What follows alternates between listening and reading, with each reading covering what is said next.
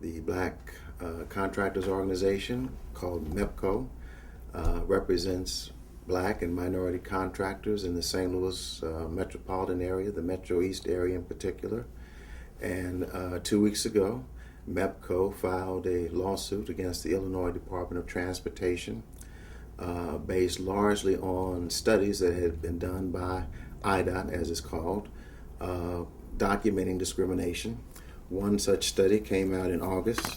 They're referred to as disparity studies.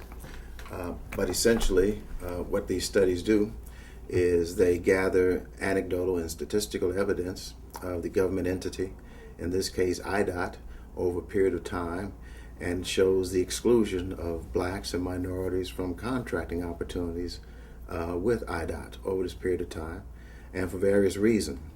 So the lawsuit was filed in the federal district court, and it seeks to remedy this discrimination. And it seeks to remedy it through several means. And one of the aspects of it is we are seeking in damages $650 million to be set aside in a trust to be used for the benefit of Black and minority businesses and Black and minority workers. This was a figure based upon the fact that IDOT plans to spend, under its highway improvement program over the next 5 years, $13 billion.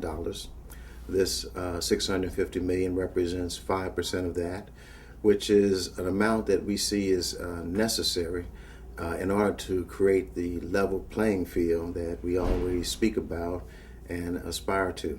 So with the studies in hand and with the involvement of MEBCO over the years to see how blacks and minorities have been shut out from these good paying jobs and benefits, shut out from having contract opportunities, we think that now is the opportune time to bring such a study, because we're not looking for simply progress. There were negotiations with IDOT over the summer, and there were some gains made in terms of improvement.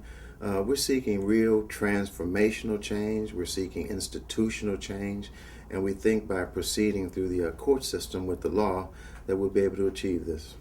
Well, it is my hope that this lawsuit will result in contractors, minority contractors, getting more work and being treated fairly, that the workforce will be utilized fully, and that we won't pass by union hall as we do now, and we see workers sitting around after having paid a fee every month, sitting around getting a day here and a day there and no permanent work.